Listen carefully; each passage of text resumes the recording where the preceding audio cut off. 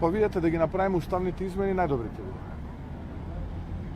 И потоа да добиеме ново вето и повторно нови проблеми. Тоа сигурно ќе добиеме петка и ќе бидеме шампиони, фронтранери.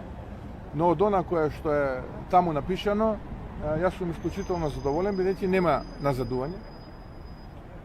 Има стагнација во неколку области, знаеме сите, и тоа ние сите го зборуваме, тоа е владењето на правото, борбата против криминалот и корупцијата, и затоа нон-стоп зборувам дека се потребни промени во судскиот совет, во обвинителството и така натаму, и сега веќе по завршувањето на изборите многу посериозно ќе се занимаваме со таа тема, додека пак во сите други области има одреден мал напредок или значителен напредок, така што јас генерално можам да го оценам како добар.